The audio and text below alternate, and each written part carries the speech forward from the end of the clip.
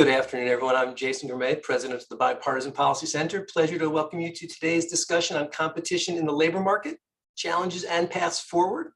We're going to try to bring a critical lens to the dynamic changes underway in today's labor market, as well as think about some of the obstacles that many people think are in some ways providing some obstacles to the new dynamism that is coursing through the system.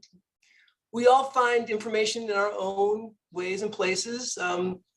Reflecting as the leader of a small business, we have about 150 incredibly talented, I would say perfectly compensated and exceptionally gratified staff at the Bipartisan Policy Center.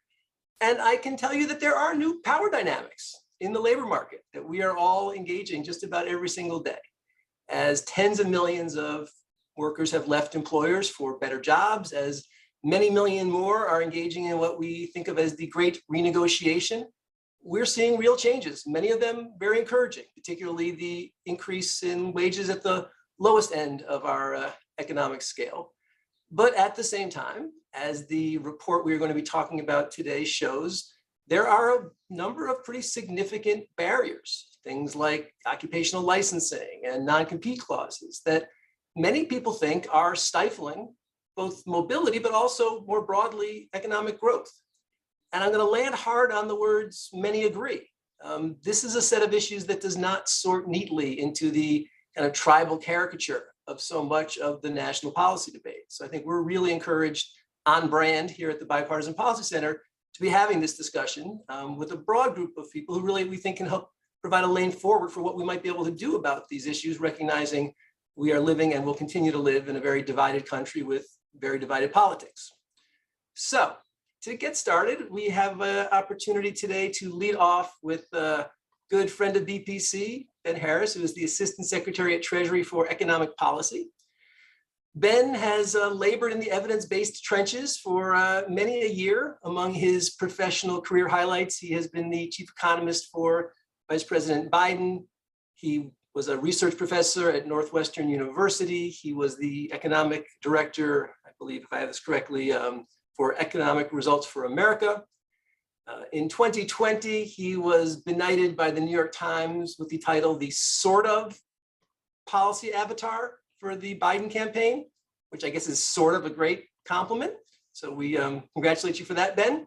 But Ben is going to really walk through the study that he and his group led, which I think provides some really tremendous insight, providing some context for this discussion and leading it forwards. Delighted that we have Amara Amokwe, who is just a fantastic reporter from the Wall Street Journal. She will be leading the first panel, and then, she will be leading the conversation with Ben and then introducing the second panel. So appreciate you all for being with us. And Amara, turn it over to you.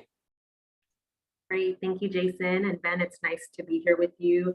Just a quick note for our attendees before we get started. Please submit questions for Ben using the live chat on YouTube or Facebook or on Twitter using the hashtag BPCLive. So Ben, let's get started here because earlier this year, the Treasury Department released a report on the state of labor market competition. Could you just start with an overview and tell us from the Biden administration's perspective, what is the state of competition in the labor market right now? Thanks, Amara. Let me just say it's a real pleasure being here.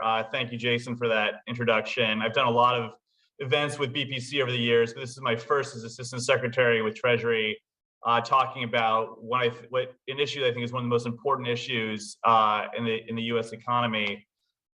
So, Amara, to give you the overview of this issue, let me first talk about the motivation for why this was included in an executive order that came out of the White House, and then talk a bit about sort of the state of competition and where things stand.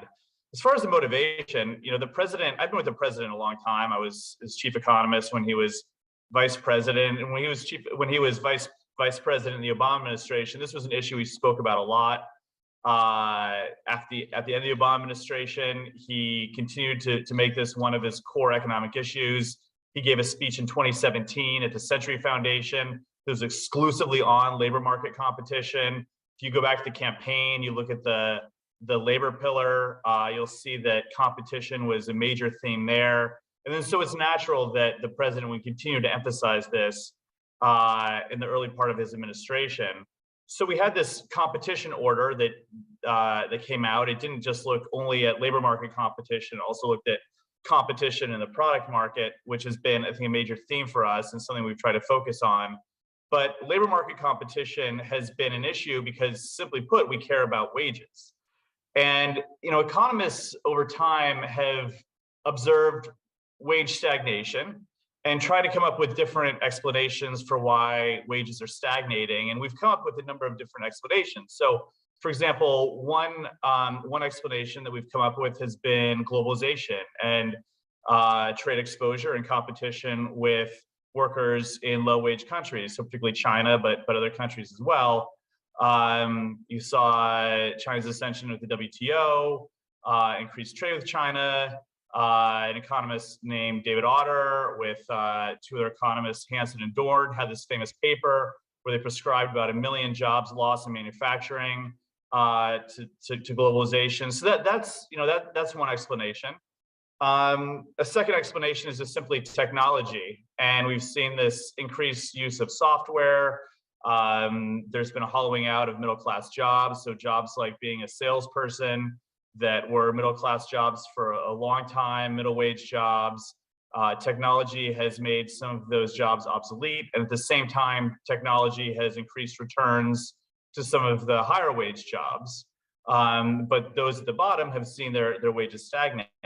And there's also institutions that protect worker pay, and those have deteriorated over time. So I think one of the most relevant examples has been the minimum wage, which since the 1960s, in real terms, has declined by around 45%. And over that time, we've also seen a decline in unionization, which has acted in many ways as sort of an umbrella protection against anti-competition in the labor market. And for private sector workers, since the 1960s, you've seen unionization decline from about 1 in 4 private sector workers to about 1 in 17. So you've seen this really sharp decline in unionization over time. But all of these explanations felt somewhat incomplete. I mean, I think there's merit to all of them, particularly when we look at wage stagnation since around 2010 or so. And so you've seen economists increasingly focus on competition as a possible explanation. And it's pretty remarkable how quickly this area has gained traction in the economics profession. So David Card, the most recent Nobel laureate in economics, gave a speech at the American Economic Association entitled "Who Sets Your Wage?", where he basically said that perfect competition in the labor market is infrequent, and that called on economists to spend more time studying this area. And so, that's really why we focused on it. We went ahead and laid out both the theoretical case for lack of competition. We talked about some of the reasons why you might not see competition, and we tried to equate it to the product market. And so in sort of broad terms, you have two basic explanations for why the labor market's not as competitive as we would like. The first is concentration. So not having as many employers as maybe would be ideal in particular markets. And the second explanation are frictions in the labor market, which can mean a lot of different things. It can mean non-compete agreements. It can mean non-recruitment agreements. It can mean occupational licensing, or it can be other natural frictions like workers maybe don't feel like they can move to a new market to take a better job, or being unaware of certain opportunities, or wage transparency. And so we go ahead and we lay out some of the theoretical explanation, but then we go ahead and we sort of do a literature review and try to find out how impactful lack of competition is to wages. And I gotta say, I was pretty surprised when my team did the review, and they're very thorough. And the economics literature shows that it costs workers about 15 to 25% of wages, so about 20% on average. Now, there's a lot of variation over markets, over type of workers, over occupation, but on average, it's about 20%, which is much higher than I would have thought before we undertook the study. 20% of wages is enough to meaningfully change a person's standard of living. This is a really big deal. And so, I think it's the biggest takeaway out of this paper, which is this is not a minor economic issue. It's a major issue for American workers and American families. that finding, the 20% finding. What is the mechanism by which employers, in your view, have come to have that much more bargaining power, sort of relative to their workers? Is it a conscious thing that employers are doing with like the express intent of paying workers less, or is it more a factor of how the labor market is structured, or is it something else? I think you were kind of getting at this in your opening response, but just walk us through your thinking on that.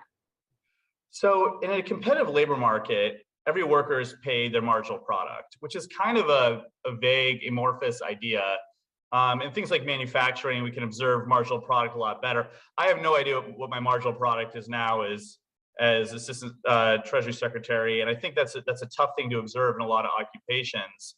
And not only that, workers have fairly complete information about the market. They know what they're paid, they know what other workers are paid, they know what other opportunities are.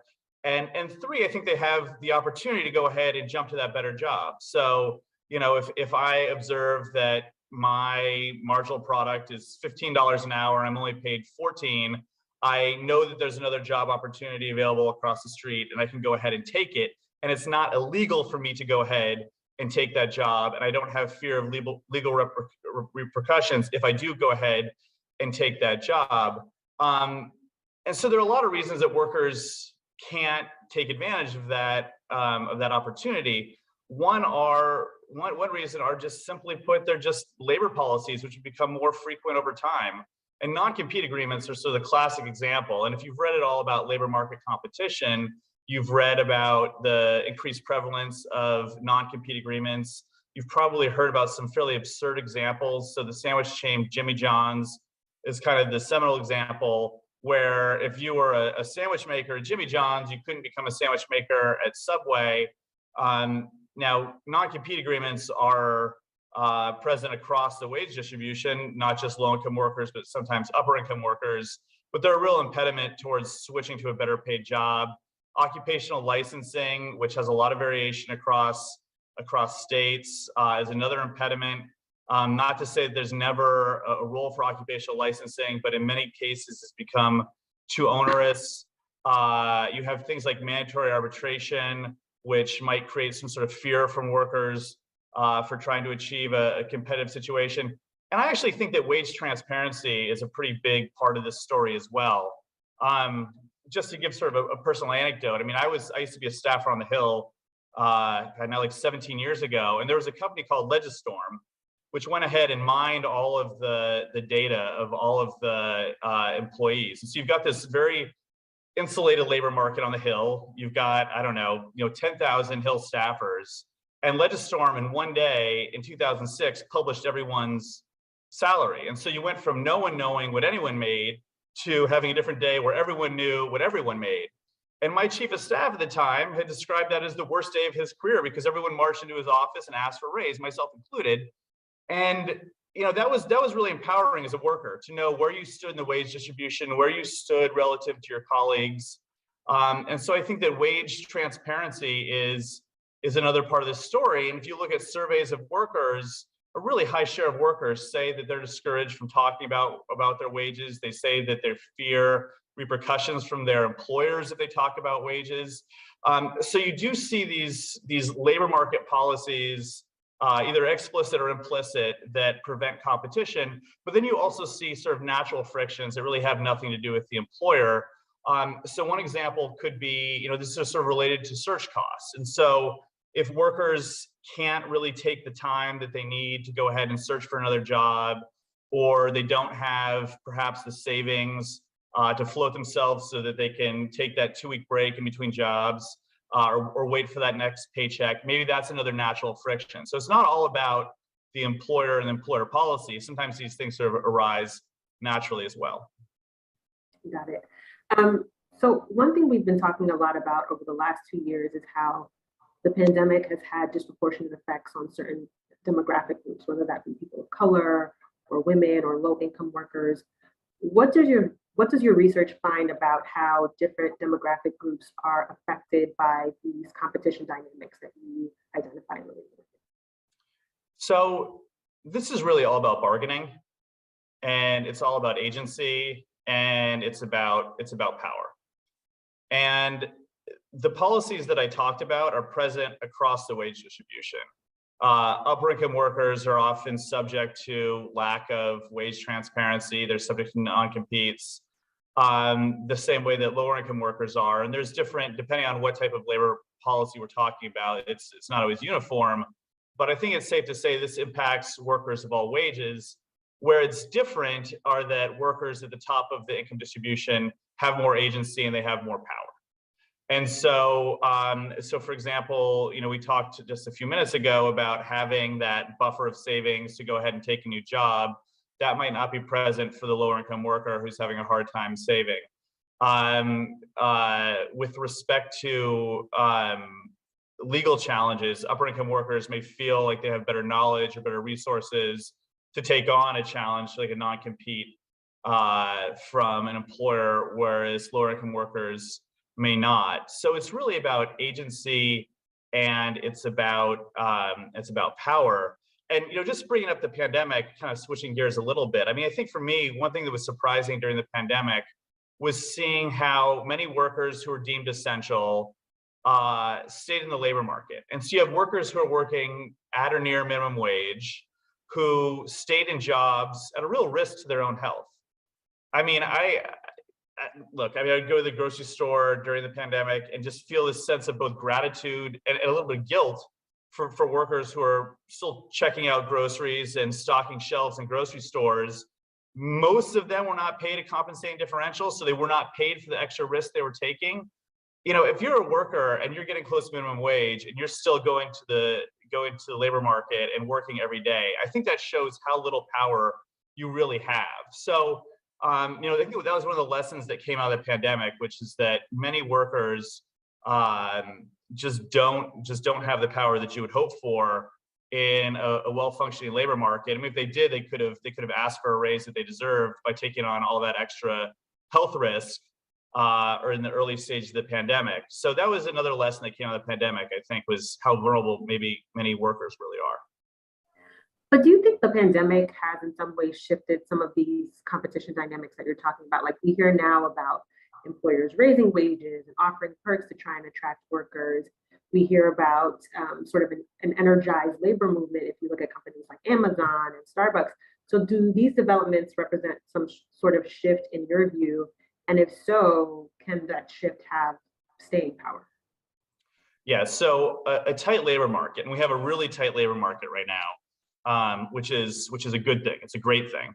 But we have a tight labor market, which gives workers more power than they would otherwise have. And I spent a lot of time with my job talking to CEOs and business leaders, and a lot of them say that they're seeing real competition in their workplaces for workers, that they're having to offer wages to workers, which, if you're a worker, that's great news. Another thing they're saying is that because of technology, because of various platforms that give workers more information about different wages or make it easier for workers to switch jobs, that technology is enabling a lot more churn. And that's exactly what you're seeing. I mean, quits rates are through the roof right now, which is, I think, one of the best signals that workers feel like they have power. They can quit a job which doesn't work for them and take a better paying job. So a tight labor market is, tips the scales more towards the balance of workers, but tight labor markets don't last forever. And so, ideally what we would have is a labor market that works in times of tightness and in times where it's not so tight. And that's really what we're trying to build here from the Biden administration. Just staying with the tight labor market, what in your view is sort of constraining the supply of labor right now? So, I think let's sort of talk about how tight the labor market is or isn't, or about supply of labor. I mean, right now we have, for prime age workers, we have a labor force participation rate, which is 0.3 percentage points higher than it was in July 2019, for example. Now, no one in July 2019 was really complaining about low LFPR. And so, we came in at a pretty high level, and relative to an area when we had a fairly healthy labor market from a participation standpoint, we're actually doing better. So for prime age workers, a lot have come back. We're actually at a pretty decent level right now. The workers who are staying out more are older workers who are 65 and older. Many of them, it seems, had delayed retirement because we had a fairly hot labor market going into the pandemic. They retired and didn't come back. And so for those groups, depending on which subgroup within 65 plus, we're down about 2 percentage points to 3 percentage points for older workers. So the participation story, is a lot of it's about retirements, which makes sense given the nature of the pandemic, which was much more severe for older people. The second thing is, coming into the pandemic, just because of population aging, we did expect the LFPR to go down. And that's about 0.25 percentage points a year, but 2+ years in the pandemic, all else equal, we would have expected about 0.5 percentage points. So we're kind of where we expected to be. So one question is are we far off where we expected to be? And the answer is not really. But I think the story is less where are all the workers and more, isn't it remarkable how far we came back? And we saw a really sharp decline in LFPR. 20 years from now, you'll look at the chart and see this incredibly sharp decline and incredibly sharp rebound. And that's I think more the story, the success of the rebound rather than the dearth of workers. So getting back to the report, I wanted to turn to some of the recommendations that the report makes. For instance, making it easier for people to unionize by passing legislation that would help facilitate that, or raising the federal minimum wage. Those are things that have been that have caught the attention of Congress, but haven't really gone anywhere in Congress. So from a policy perspective, what can the administration do if some of these recommendations rely on legislation that, at least at this point, doesn't look likely to happen? So I think that from a legislative standpoint, we can continue to make the case for legislation. President Biden is probably the biggest labor advocate you'll ever meet and believer in unionization. And I think as long as he's president, he'll continue to advocate for legislation and an environment that fosters unionization. So we'll continue to push on the PRO Act, which, when you really look under the hood, feels very, very reasonable to me. And unionization, as we talked about earlier, is one of the best sort of umbrella protections for workers, not just with respect to some of these policies, but obviously collective bargaining, and helps kind of make for a more even playing field between workers and employers. But the other thing we can do has to do with regulation.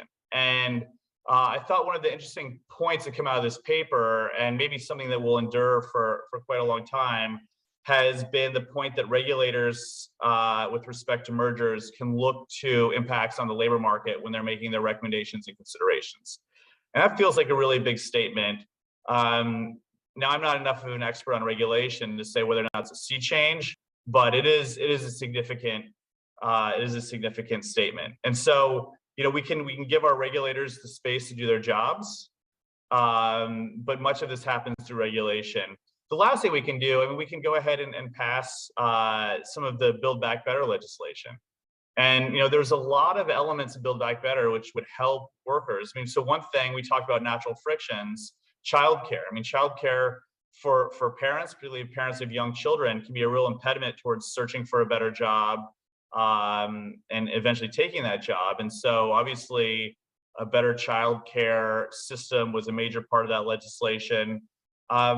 But then also workers who are more productive, who have better training, maybe who have college degrees. And so there's a lot of support for training and higher education and Build Back Better. So, ideally we can go ahead and pass that legislation and make for a better labor market. You talked about looking at regulation around mergers, and the report does talk a lot about how antitrust can figure into this equation. Can you bring us up to speed on sort of how the administration has been thinking about antitrust enforcement to address some of the issues that the report talks about?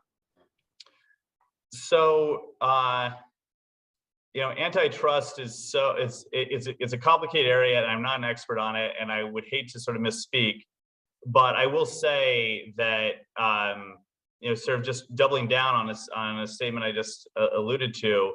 which is that there are a lot of different potential impacts to a merger. And certainly if that's a major employer, impacts on the labor market are really important. And so having that be part of the regulatory set of considerations, I mean, try to argue against that. I mean, why should regulators not consider impacts on labor markets? Why should they be focused only on product markets? There's really no good reason. It's not in statute anywhere. It's not part of their mandate to ignore labor markets. And so, for me, that's sort of the one big takeaway, which is that regulators can go ahead and continue to consider welfare for workers when they're making their considerations. Okay, so we have the executive order that spurred this report. Where does the administration go next on looking at issues of competition in the labor market? What's coming down the pipe? So we'll continue to focus on that legislation that we talked about. We'll continue to try to pass the Build Back Better legislation. We'll continue to support the PRO Act. I think we're doing what we can with respect to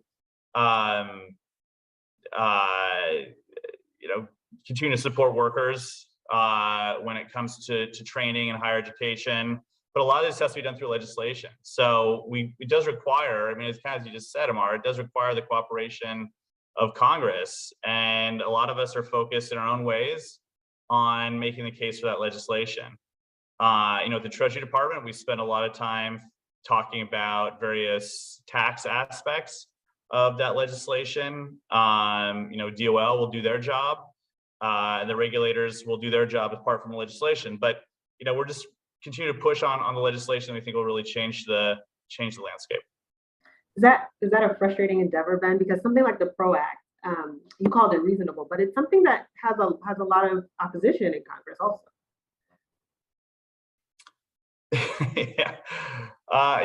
Democracy can be messy sometimes. And I look at the Build Back Better legislation, and personally, have been working on various aspects of that for a long time. And I think it's a real shame we haven't been able to pass it yet. But something like childcare, pre-K, Jason started off this whole event saying, why does this have to be a partisan issue? Labor market competition. Now, I know a lot of conservatives that really believe in competition. And so this doesn't necessarily have to be a partisan issue. And we saw a bipartisan passage of the infrastructure bill, which wasn't really a partisan issue.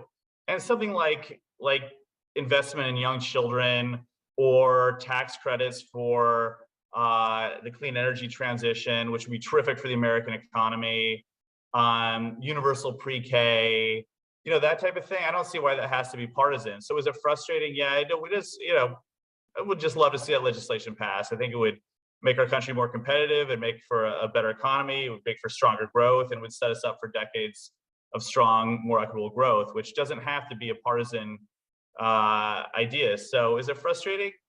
Yes, but we're able to make progress in other areas, and you just keep fighting for what you think is right. All right, the BBB saga continues. That's all of our time. Thank you so much, Ben.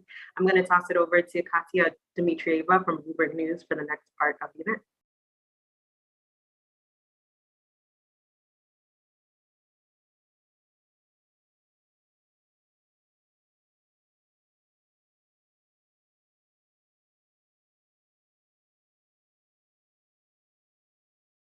It's 2 years into the pandemic, and got my mute button on.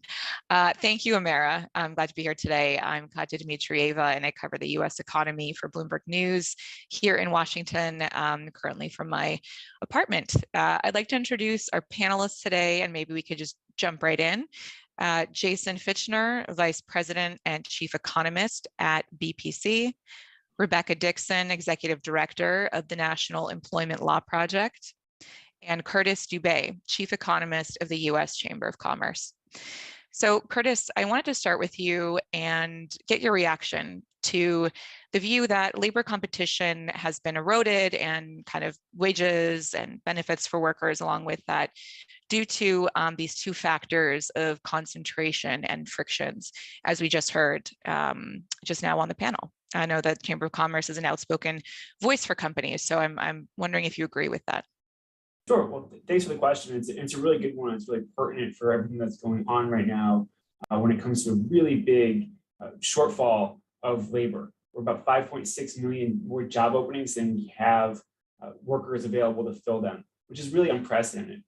I think the problems really boil down to, I don't think it's an issue of competition. We've done a good amount. We commissioned a report that looks into the competition economy, and we found that it is not declining, that it is there's still a robust amount of competition, and that is not a major factor with our economy right now. What I think the labor shortage comes from is, and unfortunately, I don't know the magnitudes of any of these, and I don't necessarily know, there's not really a solution, a catch-all solution for them all, but they really fall into three buckets.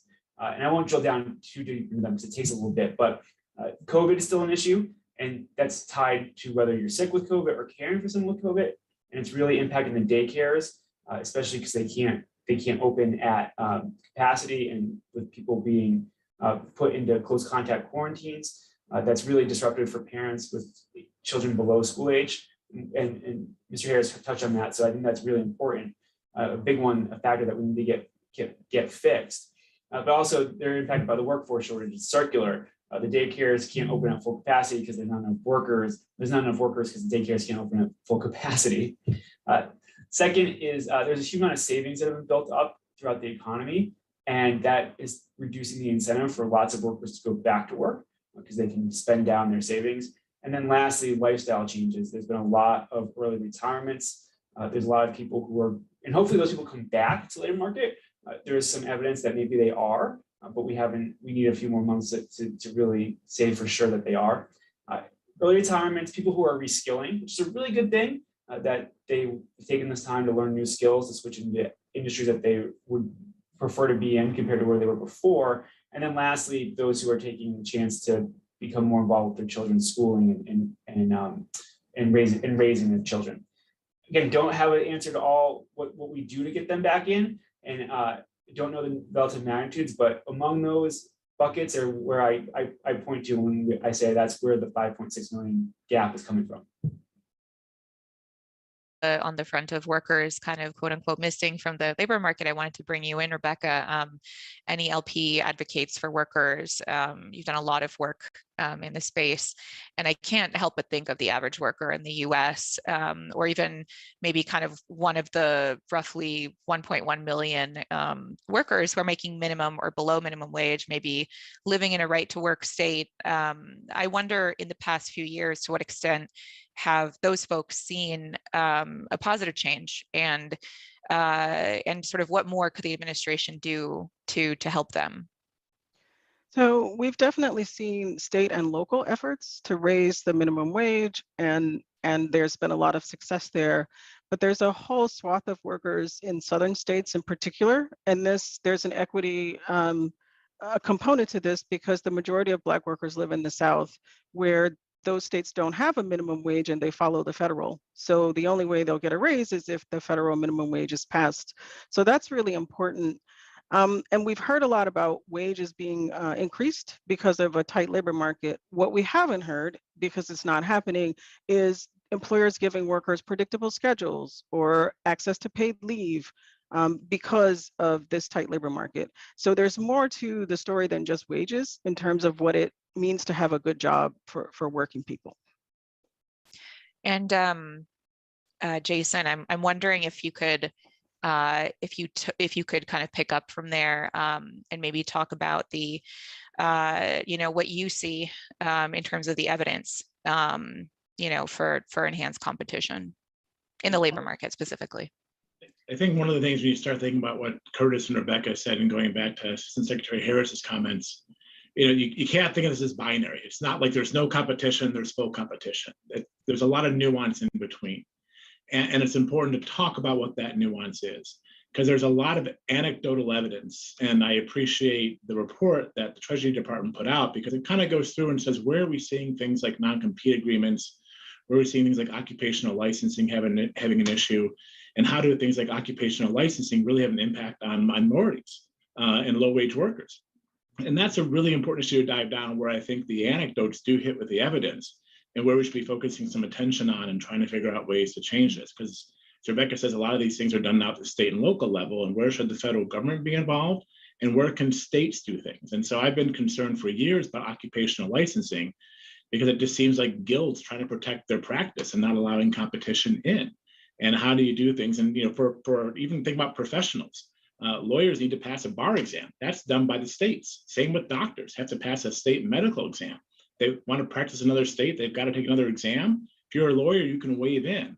How do we make it easier to make sure that we have the skills and licensing that's required so that someone has the expertise that's been proven, but we allow for easy transfer across borders? And this even goes down to lower wage workers and even things that don't require, several years of professional education, like nail salons and hairstylists have occupational licensing. So I think there are some areas we need to focus on, but other areas we need to step back and say, what does it mean when we talk about competition? Because competition means freedom to enter and freedom to exit. And some things we're talking about here are barriers to entry, and some are barriers to exit. And we need to be very careful when we start thinking about what it means when it comes to regulation or unions, what things enhance competition and what things actually prevent competition in the labor market. I wonder if, sticking with you, and we can kind of pull back to that 30,000-foot view. I mean, more broadly, do you actually see the Biden administration's approach here working for workers and sort of broadly for the economy, or would you like to see some more work done on their part? First, you have to give credit for them bringing attention to this issue. So that's, I've always said, again, this is not a binary, it's all or nothing. So the administration gets credit, Secretary Harris gets credit, the Treasury gets credit for bringing attention to these issues, which are very important to workers and to the economy. And I think the key word, and since Secretary Harris mentioned this word over and over again, is competition. We need to make sure both from the employer side and the employee side that we create an environment that allows for competition. That means employees can compete for wages and they're not prevented from competing to move from one job to another unnecessarily. And they're doing a really good job focusing on things like occupational licensing and non-compete agreements. And in some cases, some of these non-compete agreements are warranted. There's a good reason for them. And there are others in which they just seem superfluous and they're trying to keep employees from competing and going to other similar jobs to keep their wages down. And I think focusing on where those are real and where they're not is very important. So I appreciate them bringing this issue up. And again, now the idea is you've got a 70, 80-page report. Now the idea is let's drill down and go into the details of where really this makes a difference and where it matters. What's the role for policy? What's the role for regulation? And what's the role for the markets? And Rebecca, the building off that point, increasing competition, how do you do that? How do you think we can do that? Or is there kind of a different issue that you see the White House needing to address? Sure, I think it's important to look at the scope of these issues. So for non-compete agreements, more than 30 million workers, at least 18% of the workforce, are required to sign these as a condition of accepting a job. And that's a wide range of occupations, from things like financial services to janitors and dog walkers. And it's a take it or leave it agreement in most cases. And then when we're talking about underpaid low wage workers, currently almost 30% of non-competes cover workers whose wages are below $13 an hour. So it is not just a high wage worker issue. And when we talk about forced arbitration, we're talking about 17.75 million workers in the United States who earn less than $13 an hour, who are subject to forced arbitration. And there's certainly a race and gender impact of that, as workers of color and women are, the majority of folks who have to sign these agreements. So that means you can't change to another job, that you can't, if you improve your skills, one of the biggest ways that workers have economic mobility in this country is to change jobs. And so if you can't change jobs, you are missing out on that opportunity to increase your wages. Yeah, and I wonder, Curtis, if I could kind of get your reaction to that. There's a lot of churn in the labor market still today. There are, wages are rising, but they're not kind of keeping pace with inflation. You're seeing a lot more unionization efforts, walkouts. Companies have a lot on their hands as well right now. So I'm curious what your thoughts are in response to Rebecca there. Yeah, I agreed with a lot of what Rebecca and Jason said. When it comes to efforts for unionization, and a lot of the things that employees are pushing for, it's because we're in a really unique situation where employees have the the power. The bargaining power is on the side of workers right now because of that huge worker shortage gap. And it's important, I think, to remember that's not going to last forever, that the shoe will be on the other foot eventually. These things are a pendulum and they do switch. And so now while they're using their power, that's the time to do it. But that could turn around in a very quick way. One thing that I think Rebecca said is really interesting and really important to remember is that being able to switch jobs is really important. That's how you move up the ladder. So we have to make that as easy and as frictionless as possible. And I think it ties into what Jason was saying when he said the Biden administration should be applauded for its approach. And I agree. It starts the conversation. It points to places where the the federal government may be able to help move the ball. But a lot of those licensing restrictions, not so much the occupation, not so much the non-compete agreements, but those occupational requirements are at the state level. And so we need not just the federal government to be doing this, we need the state governments to be looking and saying, how can we change our occupational licensing to make it so it's easier to work in our state? And just before I move on to the next question, wanted to flag that there is a way for you to ask questions using the live chat on the YouTube link, online as well, #BPCLive. So if you have any questions for the panelists, you can send them there. We've got just about 20 minutes, so feel free to get your questions in now. My next question is really open to all panelists. I'm wondering, we're talking about this report and the Biden administration's approach to the subject of worker power and corporate competition. And I wonder, are there any downsides to the way the issue is being addressed, whether it's kind of more broadly for the economy or maybe for the labor market specifically? I guess I'll go first because I'm the first one to speak up. I think the framing is very important when it comes to the narrative. And I do not think it is good policy, good politics, or good business to attack businesses. They're the ones who create jobs. That being said, I also don't think they get a free pass in which they are violating rules and regulations in the spirit of free market competition. So we need to be very clear in which there are areas, and Curtis got this a little bit too, where we see organizations and businesses that are trying to stifle competition, and Rebecca mentioned this from various avenues as well. And we need to be careful where it really isn't about competition per se, but it's about strengthening power, and power can prevent competition. And so I've been trying to be very nuanced about both sides of this to make sure we don't have too much concentration of power on one side or the other. Because again, competition means freedom to move. It's freedom to entry, it's freedom to exit, it's freedom to go where you want to go. That's the American way. And anytime we put sort of restrictions on the ability of business to hire, workers to move, or businesses to fire for cause, we restrict competition, and that hurts the economy, and overall it hurts workers too. So when we talk about this idea of putting workers first and putting workers forward, we need to make sure we take not just a short-term, but also a long-term effect, and keep that in mind when we think about how we promote workers, productivity, and economic development and growth.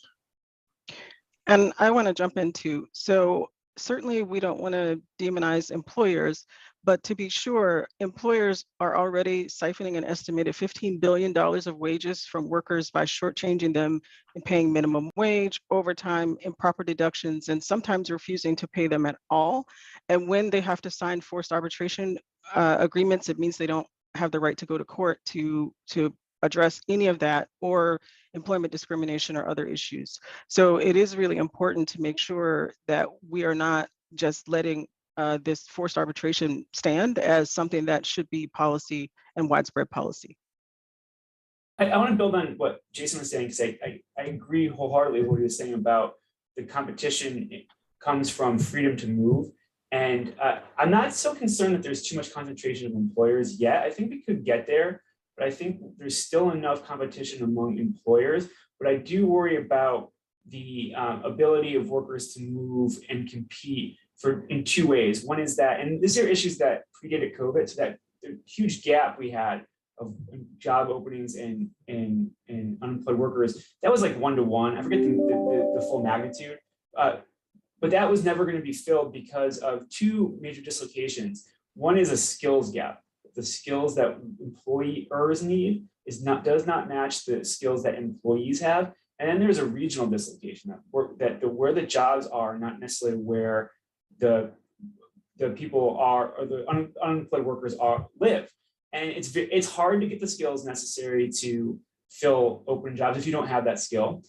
It takes, if you look at it from a very long perspective, it can take 18 to 20 something years to get the skills necessary. So we have to figure out how to get the skills that employers want to the employees that don't necessarily have them. And that's really a hard thing. There's no good answer for it. I think before the pandemic, I think businesses were thinking innovatively about how to solve that problem and get workers the skills they need. But there needs to be a lot more work, and there's definitely room for federal policy to help on that front.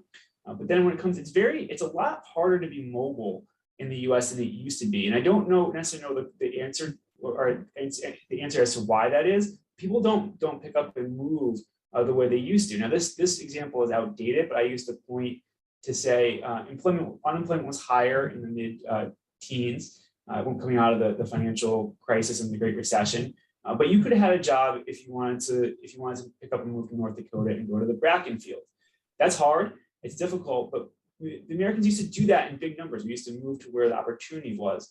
I understand that it's hard and difficult, and it's not always the best answer to say pick up and leave. But we do need more mobility to get people to where those jobs are, because there are always pockets around the country where jobs are plentiful.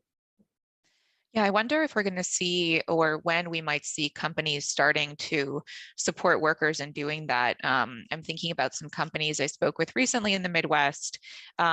They were having trouble finding workers. A lot of them were women, and they basically decided, okay, let's build a daycare on site, because that, in conversations with potential employees, that was the main stumbling block. Where am I going to put my child? Because either my daycare provider is no longer available.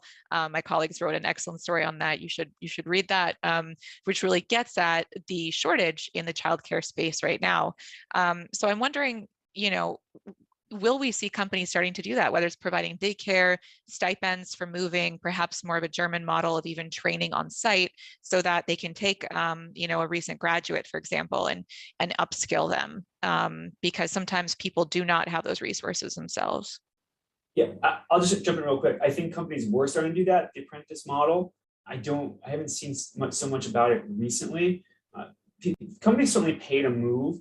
But it's hard. I think the mobility I'm talking about is more of, I live in a certain area that opportunity has been decreased. I'm not necessarily looking for a job in a place like New York or San Francisco or Chicago or DC, but I could, but I have to pick up and move. It makes it harder for me to do that. And then so how can we make it more attractive for them to pick up and do that? I think part of it is just really hard to move.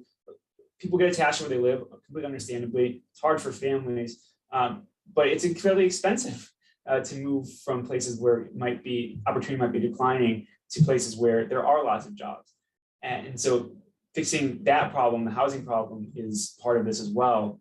And lastly, real quick I think that providing daycare I've got 3 young kids, and I've been through this here in DC. Childcare is incredibly expensive and difficult just to lock down.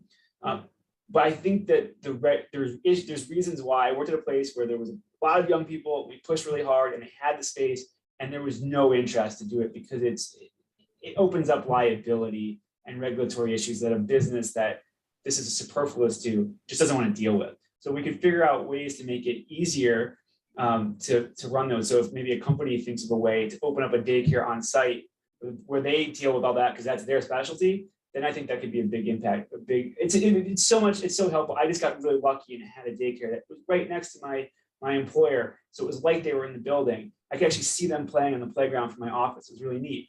But that employers would be a lot more open to it if it was easy for them to do it. There's one important point to make sure that we make, that the United States is, among developed countries, one of the few that doesn't offer paid leave. And so some of the things that we are looking for employers to do, provide paid leave, all of these things, those are functions that government provides in other countries. So subsidies for childcare and things of that nature. And so the fact that we don't have that, it's like our labor market was based on an all-male workforce from a long time ago. And that's not the way we have a labor market right now. And our policies have not kept pace. And so there is this tension of, if employers are the only game in town in terms of paid leave, that's going to be important for workers to actually be able to take these jobs. It's one thing to have access to childcare, and it's another thing to not know what your schedule is from week to week to understand where, what that childcare need is going to be consistently. So there are many things that go into having a quality job beyond childcare and beyond like being able to move. Sometimes for people, it's just being able to make ends meet, and being able to think about moving is just not even in the cards. And I'll just add, because both Curtis and Rebecca made some good points. Let me just sort of like draw a tangent and a line between the two. We're talking about employers providing benefit, and Katja, that's how you mentioned this, but a large part of the American workforce is small business and entrepreneurs, people who start out on their own, right? So a small business or a person who starts out hanging their own shingle can't offer themselves paid leave.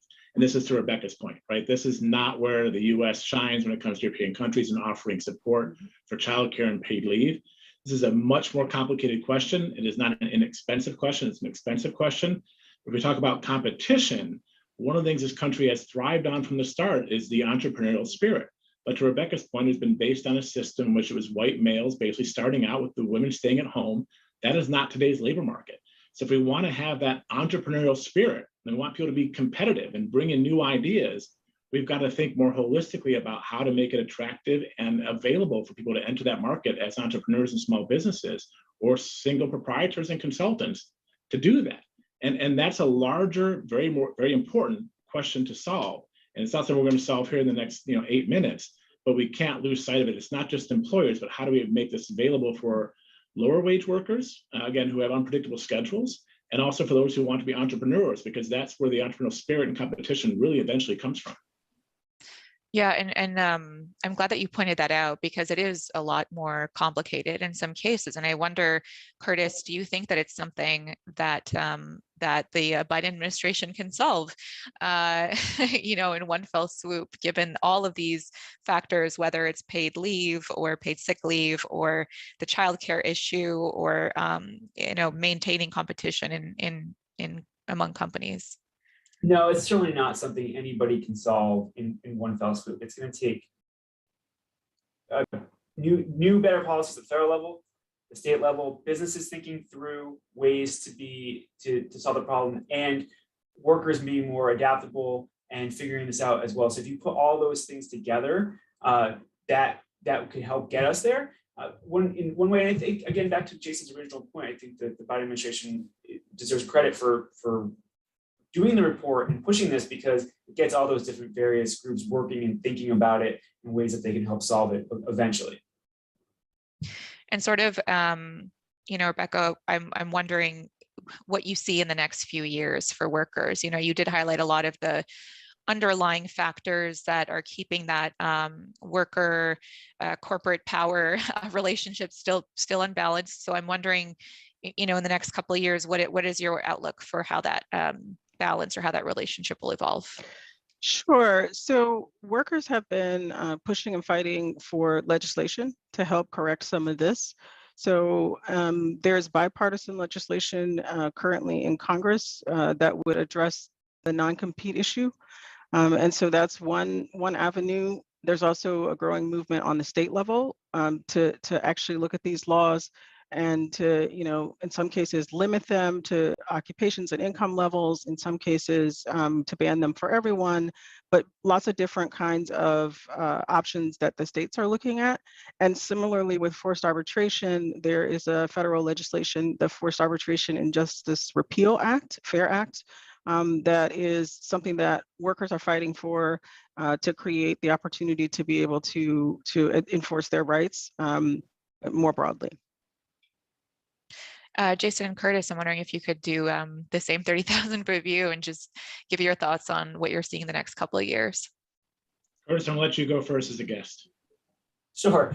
So for the next couple of years, I think that this current state of the labor market will be what drives us. I don't see a lot of legislation and policy changes at the federal or the state level. What I see is that this unique situation where employees have the power will continue to drive innovations. Businesses will look for ways to attract workers, and that will make working situations better. I actually think it'll be in the forms of a lot of things that Rebecca talked about, because I do think that we've kind of hit the upward bound of how high wages can go, just from a very high macroeconomy level. The increase has been really sharp for over a year now. That can only go on for so long. So I do think you'll see businesses competing for workers in other ways and innovating and bringing new ways of compensation and attracting workers that will make things better. But then we'll have to turn in the future to federal and state policies. And I think sort of square the circle on this, like I'm thinking about Rebecca's and Curtis's comments, where I see this going is I think we do have a tight labor market. And, to Curtis's point, employers are going to start offering other ways, other benefits, whether it's a flexible work schedule, whether it's a gym membership, whether it's parking, whether it's you can work from home, 3 days a week. There's going to be something to try to attract employers, because wages can only go so much, and we're seeing that with inflation, et cetera. But where I think we're also going to see is, and Curtis mentioned this word in one of his comments, is the word pendulum. Policy is a pendulum. It seems to swing. And we kind of like to see it settle somewhere in the middle, where both the left and the right are happy where it ends. But sometimes you get elections and it pushes it to one way, an election pushes it to the other, and we become very reactionary, and we forget to ground ourselves in the center, in the middle. And I think what we're going to see is employees have a lot of bargaining power, and we're seeing that now. Eventually, employers are going to push back a bit. And then there's going to be a policy discussion about how do we help those who are seeing their power diminished, or not having the access and ability to move or to bargain as they want, whether that's a small employer, whether that's independent contractor, whether that's a low-wage worker. I think those are the ones that are going to start coming to the forefront when they start seeing that they're not getting the same benefits as others in this current market. And that's going to be where the policy, regulatory, and legislative efforts are going to focus probably in the next 2 to 4 years. But then again, he who relies on a crystal ball often ends up eating shard glass. So don't hold it. A great comment to end the panel on. Thank you so much again to the panelists here today. It was a great conversation about the labor market, things in store over the next couple of years. And yeah, thanks for tuning in. Thank you.